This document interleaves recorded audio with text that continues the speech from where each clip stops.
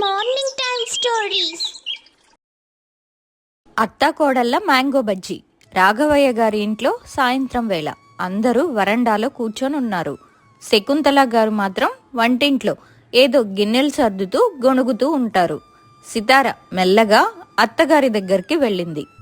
అత్తయ్య గారు, మన పెరట్లో మామిడి చెట్టుకి కాయలు భలే కాసాయి కదా, ఇవన్నీ మనం ఏం చేస్తాం? ఎవరికైనా ఇచ్చేయడమేనా? ఇంకేం చేస్తాం కోడలా, పప్పులో వేస్తాం, పచ్చడి పడతాం, మిగిలినవి చుట్టుపక్కల వాళ్ళకి పంచేస్తాం. ఎందుకంటే అవి పుల్లటి మామిడికాయలు, ఊరికే తింటే పళ్ళు పులుస్తాయి. అత్తయ్య, నాకు ఒక ఐడియా వచ్చింది. మీరు మామిడికాయ బజ్జీలు భలే చేస్తారు కదా, ఆ పులుపుకి కారం తగిలితే అబ్బా, రుచి అదిరిపోతుంది. మనం ఎందుకు ఆ బజ్జీలు అమ్మకూడదు? మన వీధి చివర సాయంత్రం పూట చాలా మంది తిరుగుతుంటారు కదా. ఆ మాట వినగానే శకుంతల గారు చేతిలో గరిట కింద పెట్టేశారు. ఏంటి కోడలా, ఈ వయసులో నన్ను రోడ్డు మీద బజ్జీలు అమ్మమంటావా? అసలే ఆ రాఘవయ్య గారు పరువు పరువు అంటుంటారు. మన శ్రీను కూడా ఒప్పుకోడు. ఎవరైనా చూస్తే నవ్వుకోరు. నవ్వుకుంటే నవ్వుకోనివ్వండి అత్తయ్య. మీ చేతి వంటకి ఈ ఊరంతా ఫ్యాన్స్ అయిపోవాలి. అమ్మడం అంటే ఏదో తోపుడు బండి మీద కాదు, మన ఇంటి ముందు చిన్న స్టాల్ పెడదాం. నేను కూడా మీకు తోడుంటాను కదా. సరిగ్గా అప్పుడే శ్రీను రాఘవయ్య గారు లోపలికి వచ్చారు. ఏంటి సీతారా, ఏదో గట్టిగా చర్చిస్తున్నారు అత్తాకోడళ్ళు? మావయ్య గారు, అత్తయ్య చేసే మామిడికాయ బజ్జీలతో బిజినెస్ చేద్దామని నా ప్లాన్. మీరేమంటారు? ఏంటి సీతారా, అమ్మతో బజ్జీలు వేస్తావా? నీకేమైనా పిచ్చా? ఆఫీసు నుంచి వచ్చేటప్పుడు నా ఫ్రెండ్స్ వస్తే నా పరువు ఏం కావాలి? చూశావా కోడలా, నేను ముందే చెప్పాను కదా. మావయ్య గారు, శ్రీను, ఒక్క నిమిషం నా మాట వినండి. వంట చేయడం అనేది ఒక కళ. అత్తయ్య చేతి వంట అమృతంలా ఉంటుంది. ఆ రుచిని 10 మందికి పంచడంలో తప్పేముంది? కష్టపడి సంపాదించడంలో పోయే పరవేముంది? మనం ఎవరిని అడుక్కోవడం లేదు కదా. ఆ మామిడికాయలు చెట్టు కింద పడి కుళ్ళిపోతుంటే చూస్తూ ఉండలేక నేను ఈ మాట అన్నాను. చాలాసేపు వాదనలు జరిగాక రాఘవయ్య గారు ఒక కండిషన్ పెట్టారు. సరే, మీ ఏడిపేదో మీరు ఏడవండి, కానీ ఒకటి గుర్తుపెట్టుకో, ఆ బజ్జీల వల్ల ఊర్లో ఒక చిన్న మాట వచ్చినా లేదా ఏదైనా తప్పు జరిగినా ఆ రోజే స్టాల్ తీసేయాలి. మళ్ళీ జీవితంలో ఈ మాట ఎత్తకూడదు, సరేనా? సరే మావయ్య గారు, దానికి నేను ఒప్పుకుంటున్నాను. అలా స్టాల్ మొదలయ్యింది. సితారా ప్లాన్ అద్భుతంగా పనిచేసింది. అత్తయ్య వేసే పుల్లటి మామిడికాయల బజ్జీల వాసన వీధి చివర వరకు వెళ్తుంది. సాయంత్రం అయితే చాలు, ఊర్లో జనం క్యూ కడుతున్నారు. రోజుకి 100 కొద్ది బజ్జీలు అమ్ముడవుతున్నాయి. శ్రీను కూడా ఆఫీస్ నుంచి వచ్చేటప్పుడు గల్లా పెట్టె నిండుగా ఉండడం చూసి మనసులో సంతోషపడ్డాడు. అయితే ఈ సక్సెస్ చూసి ఊర్లో మైనా, ఆరావళి అనే 2 ఆడవాళ్లకు అస్సలు నిద్ర పట్టడం లేదు. కుళ్ళుతో రగిలిపోతున్నారు. అప్పుడే వాళ్ళ దగ్గరికి ఆ ఊరి ముసలమ్మ వచ్చింది. ఏంటి మైనా, ఏంటి ఆరావళి అలా చూస్తున్నారు? అక్కడ చూడు, ఆ శకుంతల, సితారా కలిసి 1000 రూపాయలు వెనక్కేస్తున్నారు. మీరు చూస్తూ కూర్చుంటే మీ మొగుళ్ళు సంపాదన సరిపోదు. వాళ్ళు సంపాదిస్తున్నారు కదా, మీరు కూడా మీ మొగుళ్ళతో మాట్లాడి ఏదో ఒకటి మొదలు పెట్టండి. లేదంటే వాళ్ళే ఈ ఊర్లో ధనవంతులైపోతారు. అవును ఆరావళి, ఆ సీతారా నిన్న కాక మొన్న కోడలిగా వచ్చి అప్పుడే గల్లా పెట్టే ముందు కూర్చుంటుంది. మనం ఎందుకు ఊరుకోవాలి? నువ్వు చెప్పింది నిజమేమైనా? ఆ మామిడికాయ బజ్జీలే కదా, అవి మనం చెయ్యలేమా ఏంటి? రేపటి నుంచి మనం కూడా అదే వీధిలో స్టాల్ పెడదాం. చూద్దాం ఎవరి దగ్గరికి జనం వస్తారో. ఇద్దరు అలా అనుకొని మరుసటి రోజు నుంచే మైనా, ఆరావళి మార్కెట్కు వెళ్ళి మామిడికాయలు తెచ్చి సరిగ్గా శకుంతల గారి ఇంటి ముందే స్టాల్ పెట్టేశారు. అది చూసి అత్తా కోడళ్ళు ఆశ్చర్యపోయారు. చూశావా సీతారా, వీళ్లకు ఎక్కడి నుంచి వచ్చింది ఈ ఆలోచన? మనకు పోటీగా అప్పుడే దుకాణం తెరిచారు. పోనీలేండి అత్తయ్య గారు, ఎవరి వ్యాపారం వాళ్ళది. ఊర్లో ఎంతమందికని మనం ఒక్కరమే వేయగలం? వదిలేయండి, మన పని మనం చూసుకుందాం. అప్పుడే ఆ ముసలమ్మ మెల్లగా సితారా వాళ్ళ దగ్గరికి వచ్చింది. ఏంటమ్మా సీతారా, అంత అమాయకంగా ఉంటే ఎలా? మనిషికి అంత కుళ్ళు ఉండకూడదు. కానీ వీళ్ళని చూడు, మీరు మొదలు పెట్టారో లేదో అప్పుడే మీకు పోటీగా దిగిపోయారు. ఇది మీకు అన్యాయం అనిపించడం లేదా? పర్లేదు బామ్మగారు, అందరూ బాగుండాలి కదా. ఇగోండి, ఇప్పుడే వేడివేడిగా తీసిన బజ్జీలు తిని ఎలా ఉన్నాయో చెప్పండి. ముసలమ్మ ఆ ఫ్రీ బజ్జీలను లాగించేసి అటు నుంచి అటే మైనా ఆరావళి దగ్గరికి వెళ్ళింది. వెళ్తూనే అసలు రంగు మార్చేసింది. ఏంటే మైనా, అక్కడ చూశారా? ఆ సితార మిమ్మల్ని చూసి నవ్వుతోంది. వీళ్ళేం బజ్జీలు వేస్తారులే, నా రుచి ముందు వీళ్ళు ఎందుకు మనిగిరారు అని మీ గురించి లేనిపోని మాటలు అంటోంది. మీరు అలాగే కూర్చుంటే జనం వాళ్ళ దగ్గరికి వెళ్తారు. ముసలమ్మ మాటలతో మైనా ఆరావళికి మంట పుట్టింది. కానీ కొద్ది రోజులు గడిచేసరికి శకుంతల గారి బజ్జీల రుచికి అలవాటు పడ్డ జనం మైనా వాళ్ళ దగ్గరికి రావడం తగ్గించేశారు.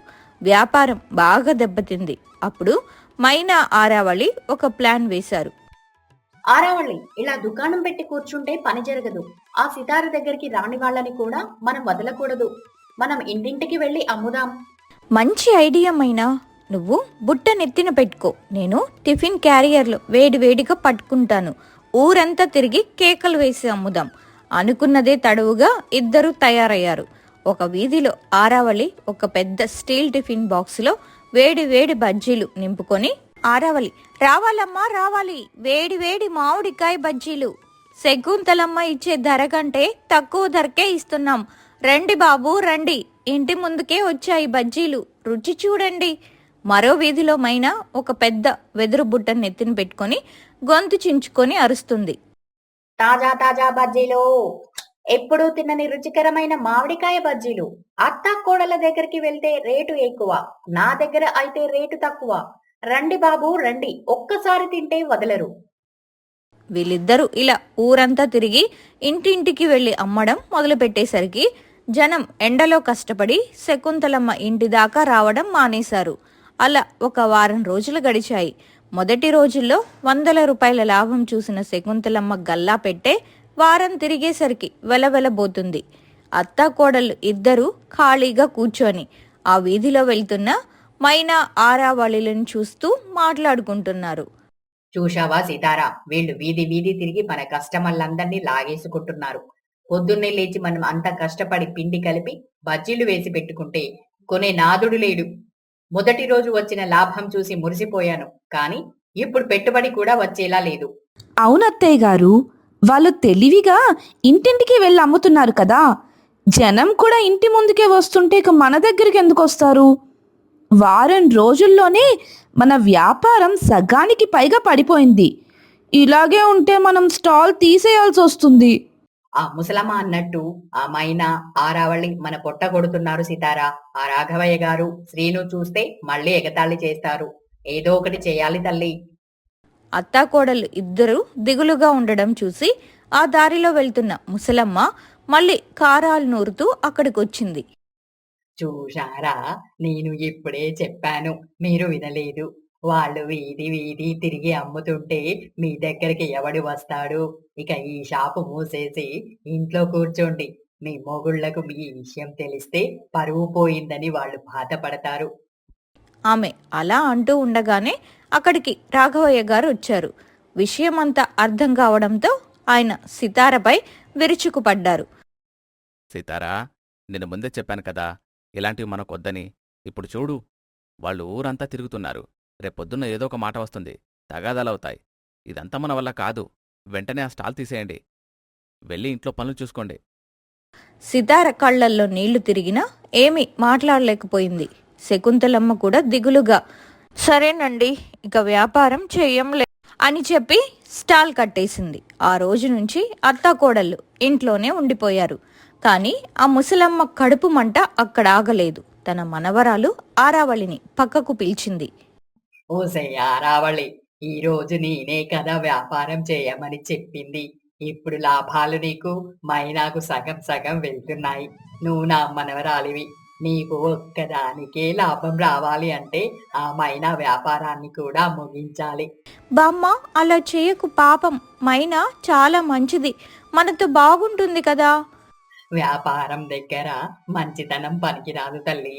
లాభాలు కావాలంటే ఏదో ఒక చిచ్చు పెట్టాలి. ఈ రోజే ఆ మైనా మొగుడికి పుల్ల పెడతాను చూడు. కాసేపటికి మైనా భర్త రమేష్ ఇంటికి వస్తుంటే ముసలమ్మ గుమ్మం దగ్గర నిలబడి అతడిని ఆపింది. ఓరేయ్ రమేషు, ఏంట్రా నీ భార్య ఇలా చేస్తోంది? వీధి వీధి తిరుగుతూ అమ్మడమే కాకుండా పక్క వీధిలో ఎవరితోనో ఆగి మాట్లాడుతుందట. ఊరంతా నీ భార్య గురించే చెప్పుకుంటున్నారు. నా మనవరాలు కూడా అమ్ముతోంది కానీ దానికి రాని తప్పుడు మాటలు నీ భార్యకే ఎందుకు వస్తున్నాయి? అయ్యో, నోరు జారేశానేశాను. మైనాకి చెప్పకు సుమా. మొక్కగా ఉన్నప్పుడే తుంచెయ్యాలి రమేషు. లేదంటే ఆవిడ నీకు ఎదురు తిరుగుతుంది. నీతో కాపురం కూడా చెయ్యదు. ఆ మాట వినగానే రమేష్కి రక్తం మరిగిపోయింది. నువ్వు చెప్పేది నిజమైన బామ్మ అని అడిగితే అక్షరాల నిజం అని ముసలమ్మ నూరిపోసింది. రమేష్ కోపంతో ఊగిపోతూ లోపలికి వెళ్ళాడు. అప్పుడే మైనా వేడి వేడి బజ్జీలు వేస్తుంది. ఇకపై నువ్వు ఈ వ్యాపారం చేయడానికి వీలేదు. చల్ ఆపే ఇదంతా. మైనా అవాక్కై, ఎందుకు రమేష్? నేను ఏం చేశానని? ఎందుకు చేయకూడదు? చెప్పానా చేయకూడదంతే. ఇంకోసారి బయట కనిపిస్తే కాళ్ళు విరగొడతాను. పెద్ద గొడవ జరిగి మైనా వ్యాపారం ఆగిపోయింది. బయట నిలబడి ఇదంతా వింటున్న ముసలమ్మ తన ప్లాన్ పండినందుకు కుటిలమైన నవ్వు నవ్వుకుంది. ఇప్పుడు అత్తా కోడళ్ళు ఇంట్లో కూర్చున్నారు. మైనా వ్యాపారం మొగుడి దెబ్బకి ఆగిపోయింది. ఇక ఊర్లో ఆరావళి ఒక్కతే మిగిలింది. ఆమె ఇప్పుడు వీధి వీధి తిరగక్కర్లేకుండానే అందరినీ పిలుస్తూ తన ఇంటి ముందే గంభీరంగా వ్యాపారం చేస్తుంది. లాభాలన్నీ ఆమెకే వస్తున్నాయి. పాపం మైనా మాత్రం దూరం నుంచి ఆరావళి వ్యాపారం చూస్తూ తన కష్టమంతా బూడిదలో పోసిన పన్నీరయిందని కన్నీళ్లు పెట్టుకుంటూ చూస్తుంది. రోజులు గడుస్తూ ఉన్నాయి. ఊర్లో ఆరావళి వ్యాపారం ఒక్కటే సాగుతుండడంతో ఆమెకు లాభాలు బాగా వస్తున్నాయి. ఒకరోజు ఆరావళి తన బామ్మతో చాలా సంతోషంగా మాట్లాడుకుంటుంది. బామ్మ, నీ పుణ్యమా అంటూ వ్యాపారం భలే సాగుతుంది. అటు అత్తా కోడళ్ల మధ్య చిచ్చు పెట్టావు, ఇటు మైనా కాపురంలో నిప్పులు పోసావు. అందుకే ఇప్పుడు ఊరంతా నా దగ్గరికి వస్తున్నారు. ఇదిగో ఈ డబ్బులు తీసుకో, నీకు ఈ రోజు ఏం కావాలో అవి తెచ్చుకో బామ్మా. సరిగ్గా అదే సమయంలో అడ్డుగా వచ్చిన మైనా ఆ మాటలన్నీ వినేసింది. తన జీవితం నాశనం అవ్వడానికి కారణం ఈ ముసలమ్మే అని అర్థం కావడంతో ఆమె రక్తం మరిగిపోయింది. ఆవేశంగా వాళ్ల ముందుకొచ్చింది. మైనా కోపంతో ఊగిపోతూ, ఇదంతా మీ పనే అన్నమాట. నిన్ను ఎంతగా నమ్మాను ఆరావళి. చివరికి నా మొగుడి దగ్గర నా మీద నిందలు వేసి లేనిపోనివి చెప్పి ఇలా చేస్తారా? ఇదంతా మీరు చేసిన కుట్రాన్ని నేను అస్సలు ఊహించలేదు. కేవలం నీ వ్యాపారం కోసం నా కాపురాన్ని, నా వ్యాపారాన్ని దెబ్బతీస్తారా? ముసలమ్మ ఆరావళి బిత్తరపోయి చూస్తుంటే మైనా ఇంకా గట్టిగా అరిచింది. చూడు ఆరావళి, నా వ్యాపారం దెబ్బతీశానని మురిసిపోకు. ఆ సీతార వాళ్ళని ఎంతగానో ఇబ్బంది పెట్టావు కదా. ఇప్పుడు నేనే వెళ్లి వాళ్లకు హెల్ప్ చేస్తాను. నేను నమ్మి వాళ్లకు పోటీగా వచ్చినందుకు నాకు బాగా బుద్ధి వచ్చింది. నీకంటే గొప్ప వ్యాపారస్తుల్లాగా వాళ్లను మార్చకపోతే నా పేరు మైనానే కాదు, గుర్తుపెట్టుకో అని సవాల్ చేసి మైనా అక్కడి నుంచి వేగంగా వెళ్ళిపోయింది. అది చూసి ఆరావళి భయపడింది. బామ్మ, చూసావో లేదో తను పగతో రగిలిపోతుంది. ఖచ్చితంగా తను సితారా వాళ్ళతో చేతులు కలిపి మన వ్యాపారం దెబ్బతీస్తుంది. నాకెందుకో భయంగా ఉంది బామ్మా. వెటకారంగా నవ్వుతూ, ఏయ్, నువ్వేం భయపడకు. మన వ్యాపారాన్ని దెబ్బతీయడం అంత తేలిక కాదు. నేనున్నా కదా, దాన్ని కూడా ఎలా అణిచివేయాలో నాకు తెలుసు. దాని మొగుడు రమేష్ గాడికి మళ్ళీ ఏవో ఒకటి చెప్పి దాని వీపు విమానం మోత మోగేలా చేస్తాను. నువ్వు ధైర్యంగా ఉండు. కాని మైనా మాత్రం తగ్గేదే లేదన్నట్టు నేరుగా సితారా ఇంటికి బయలుదేరి అక్కడ ఆమెకు జరిగిన విషయమంతా విన్న సితారా, శకుంతల ఒక్కసారిగా నిర్ఘాంతపోయారు. ఆ ముసలమ్మ ఎన్ని కుతంత్రాలు చేసింది. అయితే గదిలో ఉండి వీటన్నిటినీ వింటున్న రాఘవయ్య గారు గంభీరంగా మాట్లాడారు. ఓహో, ఈ కుట్రలన్నీ ఆ ముసల. ఇన్నాళ్ళు నేను ఎవరి విషయాలు పట్టించుకోలేదు కానీ ఇప్పుడు ఏకంగా ఒక కాపురంలో చిచ్చుపెట్టి నా భార్యాకోడళ్ల వ్యాపారాన్ని దెబ్బతీస్తారా? ఏదో సరదాగా గౌరవంగా వ్యాపారం చేసుకుందామనుకుంటే ఇంత నీచానికి ఒడిగడతారా? శకుంతల, సీతారా, మీరు భయపడకండి. రేపటినుంచి మళ్ళీ వ్యాపారం మొదలుపెట్ట. మావయ్య గారిచ్చిన ధైర్యంతో అత్తా కోడళ్లలో కొత్త ఆ రోజు రాత్రి శ్రీను ఆఫీస్ నుండి రాగానే రాఘవయ్య గారు అసలు విషయమంతా వివరించారు. నాన్నా, నిజంగా ఇదంతా ఆ ముసలమ్మ పనే. అయితే మనం అస్సలు తగ్గేది లేదు. ఆఫీసులో నా స్నేహితులందరూ రోజూ అడుగుతున్నారు. సితార వేసిన బజ్జీలు భలే ఉన్నాయి. మీ అమ్మ చేతి వంట అద్భుతమని తెగ పొగుడుతున్నారు. మన వాళ్ళ టాలెంట్ ఊరందరికీ తెలుస్తుంది నాన్న. వాళ్ళ కుట్రలు చేసుకొనివ్వండి. మన కుటుంబానికి మనం అండగా ఉందాం. రేపట్నుంచి మళ్ళీ స్టాల్ పెట్టండి. అందరూ ఒకే మాటపై ఉండడంతో మరుసటి రోజు ఉదయాన్నే మళ్ళీ బజ్జీల వ్యాపారం అట్టహాసంగా మొదలయ్యింది. ఈసారి మైనా కూడా సితారకు తోడుగా నిలిచి సహాయం చేస్తుంది. ముగ్గురూ కలిసి నవ్వుతూ పనిచేస్తుంటే ఊరంతా మళ్ళీ వాళ్ళ దగ్గరికి రావడం మొదలుపెట్టారు. ఇదంతా చూస్తున్న ఆరావళికి ముసలమ్మకు కడుపు మంట మొదలయ్యింది. చూసావా బామ్మ, అక్కడేం జరుగుతుందో? మళ్ళీ మొదలు పెట్టేశారు. ఆ మైనా కూడా వాళ్ళతోనే చేరిపోయింది. మన వ్యాపారానికి గండి పడేలా ఉందే బామ్మ. నువ్వేం కంగారు పడకు ఆరావళి. ఆ మైనా పని ఇప్పుడే గోవిందా చేస్తాను. మళ్ళీ వెళ్ళి దాని మొగుడికి 4 అబద్ధాలు అంటిస్తాను చూడు. అనుకున్నదే తడవుగా ముసలమ్మ పొలం పని చేసుకుంటున్న మైనా భర్త రమేష్ దగ్గరకు వెళ్ళింది. మళ్ళీ తన విషం చిమ్మడం మొదలుపెట్టింది. ఒరే రమేషు, ఏంట్రా ఇదంతా? సితారా, శకుంతల, రాఘవయ్య లేని సమయంలో నీ పెళ్ళాం ఆ శ్రీను దగ్గరికి వెళ్తుందట. ఇప్పుడు మళ్ళీ వాళ్ళతో కలిసి వ్యాపారం మొదలు పెట్టింది. నీకు పౌరుషం లేదా? రమేష్ ఒక్కసారిగా కోపంతో లేచాడు. కానీ ఈసారి ఆ కోపం మైనా మీద కాదు, ముసలమ్మ మీద. బామ్మ, నీ మాటలు విని మొన్న నా భార్యను అనుమానించి పెద్ద తప్పు చేశాను. కాని నిన్న రాత్రి రాఘవయ్య గారు నాకు అసలు విషయమంతా చెప్పారు. నీ కుట్రలు, నీ బుద్ధి ఏంటో నాకు అర్థమైంది. మరదగ్గక్కడి నుంచి వెళ్ళిపో, లేదంటే ఇదే మట్టిలో నిన్ను కప్పి పెడతాను, జాగ్రత్త. రమేష్ కళ్ళల్లో నిప్పులు చూసి ముసలమ్మ గుండె జారింది. నోట మాట రాక వణుకుతూ అక్కడి నుంచి కాలికి బుద్ధి చెప్పింది. ముసలమ్మ రొప్పుకుంటూ తిరిగి వచ్చి జరిగిన విషయమంతా చెప్పడంతో ఆరావళి వెన్నులో వణుకు మొదలయ్యింది. బామ్మ, రమేష్ అంత మాట అన్నాడా? ఇక మన పని అయిపోయినట్టేనా అని భయపడింది. కానీ ఆ ముసలమ్మ మాత్రం తగ్గలేదు.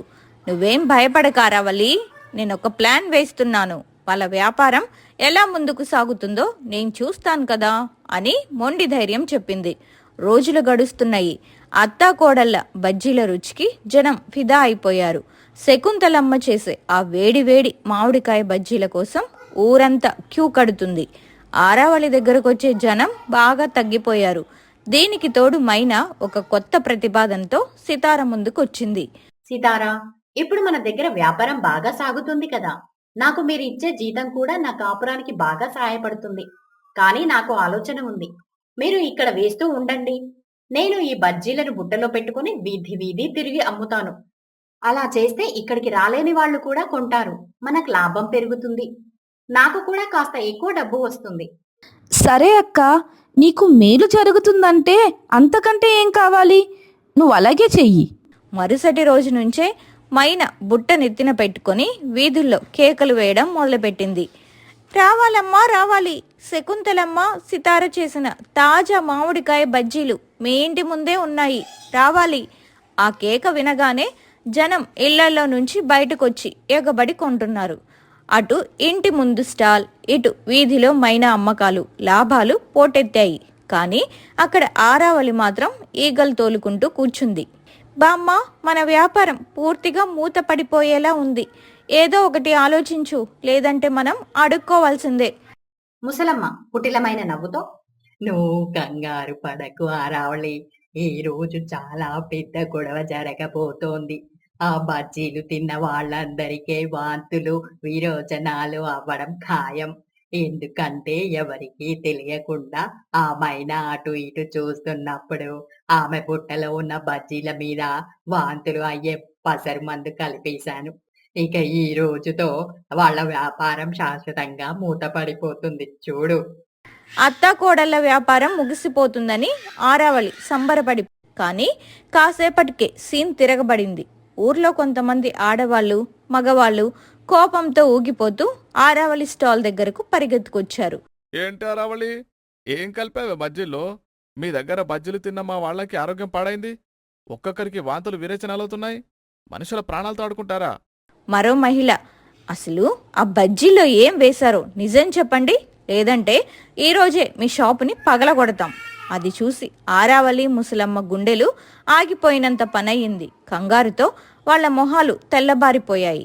ముసలమ్మ తనలో తాను, ఇదేంటి, నేను వెళ్ళి కలిపింది ఆ సితార వాళ్ళ బజ్జీలో కదా, మరి జనం మన మీదకు ఎందుకు వస్తున్నారు? ఆ మందు వాళ్ళ బజ్జీల మీద వేస్తే వీళ్ళకేమయ్యింది? ఏదో పొరపాటు జరిగింది. భగవంతుడా, ఇదేం విడ్డూరం! ముసలమ్మ తనలో తాను ఆందోళన పడుతుండగానే ఊరి జనం మరింత రెచ్చిపోయారు. కోపంతో ఊగిపోతూ ఆరావళి స్టాల్పై పడి బజ్జీల గిన్నెలు సామాన్లన్నీ కింద పడేశారు. గొడవ పెద్దదవుతూ ఉండడంతో సితార అక్కడికొచ్చి అందరినీ శాంతింపచేయడానికి ప్రయత్నించింది. అందరూ ఒక్క నిమిషం ఆగండి, గొడవ చేయకండి, దయచేసి వెళ్ళిపోండి. ఏదో పొరపాటు జరిగింది, ఇకపై అలా జరగదు. అవును, పొరపాటు జరిగింది కాబట్టి ఇకపై వీళ్ళు వ్యాపారం చెయ్యరు. మా మాట నమ్మండి. దయచేసి ఇప్పుడు వెళ్ళిపోండి. వచ్చిన వాళ్ళు గట్టిగా వార్నింగ్ ఇస్తూ, రేపటి నుండి మళ్ళీ ఇక్కడ వ్యాపారం మొదలు పెట్టారంటే మాత్రం ఊరుకోం. అసలేం కలుపుతున్నారు మీరు? రేపటి నుంచి ఈ స్టాల్ కనిపిస్తే బాగోదు చెప్తున్నాం అని అరిచి వెళ్ళిపోయారు. ఆ అవమానంతో ఆరావళి ముసలమ్మ దిక్కుతోచక ఏడుస్తూ కూర్చున్నారు. అప్పుడు మైనా వాళ్ళ దగ్గరికి వచ్చి నిలదీసింది. బామ్మ, నువ్వు వేసిన ప్లాన్లన్నీ ప్రతిసారి వర్కౌట్ అవుతాయని అనుకోకు. నువ్వు చేసిన పనులన్నీ నేను, సీతార, శ్రీ, రాఘవయ్య మావయ్య, నా భర్త రమేష్ అందరం గమనిస్తూనే ఉన్నాం. నువ్వు మా బజ్జీల పిండిలో ఆ పసరు కలిపావు కదా, ఆ పిండిని తీసుకొచ్చి మీ దగ్గర పెట్టి మీ పిండిని మేం తీసుకెళ్లాం. ఎవరు తీసిన గుంటలో వాళ్లే పడ్డారు బామ్మ. అత్తాకోడలు తమ మంచితనంతో నిన్ను గౌరవిస్తుంటే ఇలా చేయడానికి బుద్ధి లేదా? ఇప్పుడు చూశారా ఎవరు అవమానపడ్డారో? రేపటి నుంచి వ్యాపారం చేస్తే జనాలు మీ కాళ్లు విరగొడతారు. ఆరావళి కళ్ళ నీళ్లతో, సితారా మమ్మల్ని క్షమించు, ఏదో అనుకుంటే ఏదో జరిగిపోయింది అని ఏడుస్తూ లోపలికి వెళ్ళింది. కానీ ముసలమ్మ మాత్రం కనీసం క్షమాపణ కూడా చెప్పకుండా అక్కడి నుండి వెళ్ళిపోయింది. విషయం తెలుసుకున్న ఆరావళి భర్త రాజు కోపంతో ఇంటికొచ్చాడు. అసలు ఆ ముసల్దాన్ని ఇంట్లోకి ఎందుకు రానిచ్చావు? అది పుల్లలు పెడుతుందని తెలుసే కదా దానికి ప్రత్యేకంగా ఇంట్లో గదిచ్చింది. కానీ ఇది ఇక్కడ మన ఇంట్లో చేరి మన పరువు తీసింది. ఊరంతా రాజు పెళ్ళాం బజ్జీలో మందు కలిపిందని చెప్పుకుంటున్నారు. ఇప్పుడు ఎవరి పేరు బయటకొచ్చింది? ఆ ముసల్దాని కాదు కదా, నా పేరు పోయింది. ఉండాలని లేదు, ఈరోజే ఇల్లు ఖాళీ చేసి వెళ్ళిపోతున్నాము. రాజు పట్టుబట్టడంతో ఆరావళి సరేనని తమ సామాన్లు సర్దుకొని ఆ ఊరు వదిలి వెళ్ళిపోయారు. అదంతా చూసిన ముసలమ్మకు తన తప్పు అర్థమయ్యింది. నా వల్లే ఇదంతా జరిగింది, నేను ఇక్కడే ఉంటే ఇంకా ఎన్ని అనర్థాలు జరుగుతాయో అని బాధపడుతూ ఆమె కూడా ఎవ్వరికీ చెప్పకుండా ఊరు వదిలి వెళ్ళిపోయింది. కుట్రలు చేసేవాళ్ళు ఎవరూ లేకపోవడంతో ఊరు ప్రశాంతంగా మారింది. సితార, శకుంతల, మైనా ముగ్గురూ కలిసి తమ బజ్జీల వ్యాపారాన్ని ఎంతో సంతోషంగా కొనసాగించారు. ఆ అత్తాకోడళ్ల మామిడికాయ బజ్జీల పేరు ఆ చుట్టుపక్కల గ్రామాలన్నిట్లోనూ మారుమోగిపోయింది. ఆ కుటుంబం అంతా సుఖ సంతోషాలతో వ్యాపారంలో ముందుకు సాగారు. ఇలాంటి వీడియోల కోసం మన ఛానల్ని సబ్స్క్రైబ్ చేయండి, లైక్ చేయండి, షేర్ చేయండి.